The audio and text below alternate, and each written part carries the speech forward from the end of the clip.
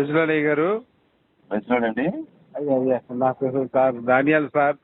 నేను cinema producer గారి దగ్గర మేనేజర్గా పనిచేస్తున్నానండి. నేను మీ లైవ్ చూస్తుంటాను సార్, చాలా సార్లు చూస్తున్నాను. చాలా మంది స్వస్థతలు అవుతున్నారు సార్, చాలా సంతోషం సార్. నాకు కూడా 2-3 ఫోన్ చేశారు మీ ప్రార్థన ద్వారా స్వస్థత అయిన వాళ్ళు. అందుకే మా సమస్య మీరు టైం వేస్ట్ ఫోన్ చేసి టైం వేస్ట్ చేసుకోకండి. ఎందుకు మీరు ఫోన్ చేసి అన్ని మాట్లాడి ఎందుకు అట్లా చేస్తారు? మీరు చెప్పండి, ఏమొస్తుంది మీకు? మా సార్కి ఇవన్నీ మీరు వేస్ట్ గా మాట్లాడతారు. మీరు అన్ని ఇలాంటి వారు మాకు రోజు లైవ్ లో టచ్ అవుతున్నారు. నువ్వు కొత్త ఏం కాదు సార్. మీరు ఎయిడ్స్ ఎక్కించుకొని మీరు బాగు చేసుకుంటారా ప్రార్థన ద్వారా? ఎందుకు బ్రదర్ ఇట్లా చేసిందంటే మీరు ఎందుకు ఫోన్లు చేసి వేస్ట్ గా మాట్లాడతారు చెప్పండి? కాదండి, హాస్పిటల్కి వెళ్లకుండా జనాల్ని ఇవన్నీ మీరు ఎందుకు ఇవన్నీ ఇట్లా అన్ని అబద్ధాలు ఆడుకుంటా ఇట్లా అబద్ధాలు ఆడుకుంటే ఎందుకు ఫోన్ చేస్తావు? డైరెక్ట్ అయితే అయిపోతుంది కదా. మరి సార్ మాకు కాల్ తెలుసా, డైరెక్ట్ సార్ మీకు పైసలు పంపిస్తా సార్ ఇది పంపిస్తాను. డబ్బులు తగ్గించేవాడివి నువ్వు ఎయిడ్స్ ఎక్కించుకో, నువ్వు ఎయిడ్స్ ఎక్కించుకుని ప్రార్థన చేయి. అది కదా ఎందుకు ఇవన్నీ నీకు టైం వేస్ట్ పనులు? మీ పని మీరు తీసుకోండి. టైం వేస్ట్ నువ్వు నిరూపించు, యేసయ్య మహిమ నిరూపించు, తప్పే ఉంది. ఎందుకు ఇవన్నీ మీరు ఫోన్లు చేసి అట్లా సార్ ఇట్లా సార్ అని అబద్ధాలు అన్ని నోరు తెలిసే పచ్చి అబద్ధాలు మాట్లాడతావు. ఎన్నిసార్లు ఫోన్ చేస్తావు? మాకు తెలియదైంది. యేసు మనుషుల పాపాల కోసం చనిపోయింది, ఎక్కడుందో చెప్పు. ఎందుకు ఇవన్నీ పిచ్చి? మీ పనులు మీరు చేసుకోండి, మా పనులు మేము చేసుకుంటాము. మాకు అప్పచెప్పిన పరిచయం మేము చేసుకుంటాం సార్.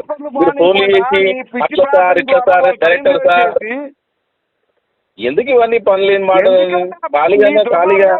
ఖాళీగా ఉన్నావు, డబ్బులు వస్తున్నాయి, ఖాళీగా ఉన్నావు, ఏం పని పాట లేవు, సంసారం బిడ్డలు ఏం లేవు నీకు, అర్థమైందా? ఇవి నీ కుటుంబ బస్సు, నీ పిల్లలు నీ కుటుంబం చూసుకో ఫస్ట్, నాకు తర్వాత ఫోన్ చేస్తూ. కానీ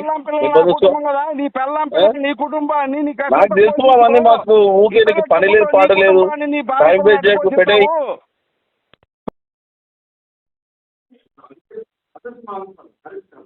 okay okay sir. Hello hello praise lord sir. Praise lord అండి. క్షీరసాగరమైన కార్యక్రమం స్వాగతం. మీ పేరు ఏంటి? ఎక్కడి నుంచి కాల్ చేస్తున్నారు? జాన్ అండి. జాన్ గారు ఎక్కడి నుండి? Sir Nellore sir. Okay John గారు, మంచిది. మీ ప్రశ్న ఏమైనా ఉంటే ఓపి సార్ అడగండి. అవును సార్, ఓపి గారు. ప్రైజ్ లార్డ్ అయ్య గారు. సార్ మీతో మాట్లాడడం చాలా సంతోషం అండి సార్. నా ప్రశ్న ఏంటంటే సార్, 3 ప్రశ్నలు ఉన్నాయండి. ఒకటి, యేసు మనుషుల పాపాల కోసం చనిపోయింది స్పష్టంగా ఎక్కడా లేదండి, పాత నిబంధనలు కానీ కొత్త నిబంధనలు కానీ. ఒకటి. 2 అంటే వ్యభిచారం చేస్తే లంగాలు ఎత్తి మీ మానాన్ని చూపిస్తాను అన్నాడు, ఆడవాళ్ళ లంగాలు ఎత్తా అన్నాడు యెహోవా. 3 ఏంటంటే, ఇంకొకటి ఏంటంటే సార్, చిన్నపిల్లలు తప్పు చేస్తే రాళ్ళతో కూడా చంపన్నాడండి యెహోవా. ఈ 3 ప్రశ్నలు అండి. కొంచెం ఏమండి? ఎక్కడో చెప్తారా? రెఫరెన్స్ ఇవ్వాలా మీకు? ఓకే. మీకు తెలియదా సార్? మీకు తెలియదా?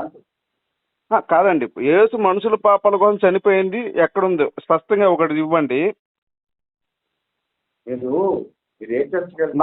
నహోము 3వ అధ్యాయంలో ఉంటుంది కదండి, మీరు వ్యభిచారం చేస్తే మీ మానాన్ని ప్రపంచానికి చూపిస్తానని చెప్తారు కదా యెహోవా దేవుడు.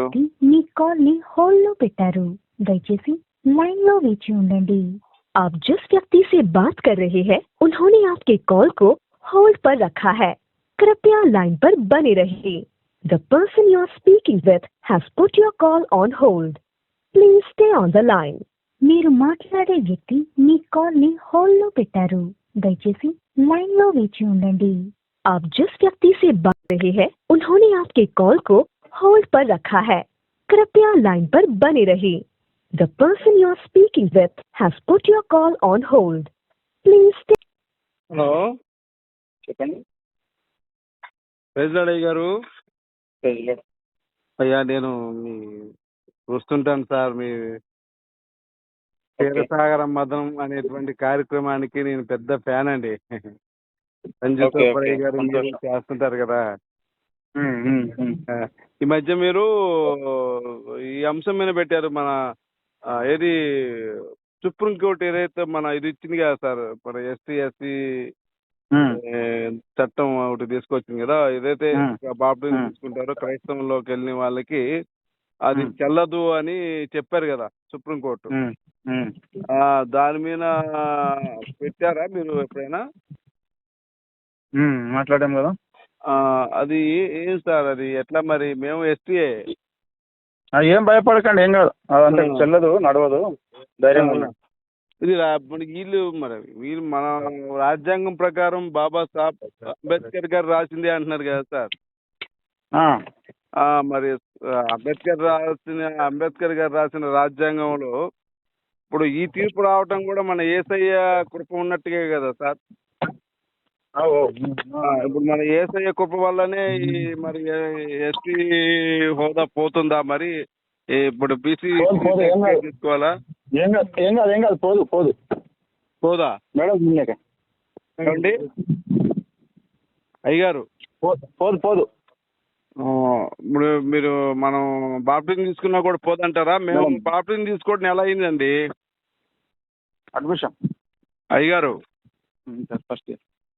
హలో, మీరు ధైర్యంగా ఉండండి, ఏం కాదు. మేము బాప్టిజం తీసుకొని నెల అయింది. ఏం కాదండి, భయపడకండి, ఏం కాదు. అంటే ఇప్పుడు ఏం లేదు సార్, నేను కాలేజ్ లెక్చర్ని. మా పక్కన ఏంటంటే ఇతను బాప్టిజం తీసుకున్నాడు, ఇతను చర్చికి వెళ్తున్నాడు, ఇతను ఎస్సీ కాదు, ఇతనికి బీసీసీ ఇవ్వాలని చెప్పేసి నిన్న ఒక అతను నా మీద వాదన పెట్టుకున్నాడు. వాదన పెట్టుకుని ఆయన ఏం చేశాడంటే ఆఫీసర్ని పిలిచాడు. పిలిచి మొత్తం నేను ఫోటోలు ఇచ్చా అన్ని. నువ్వు బాప్టిజం తీసుకున్నావు కదా, అసలు మరి క్రైస్తవంలో కులమే లేదు, కులమే లేనటువంటి పరిశుద్ధ మతంలోకి వెళ్ళావు కాబట్టి నీకు బీసీసీ ఇవ్వాలన్నారండి ఆయన, గవర్నమెంట్ ఆయన. అది ఎట్లా అర్థం కాలేదు. నేను కూడా బాప్టిజం అవసరం లేదని చెప్పండి, అవసరం లేదని చెప్పండి. అప్పుడు బుద్ధిస్టులకు ముస్లింలకు కూడా ఇవ్వమని చెప్పండి సార్ కులాలు.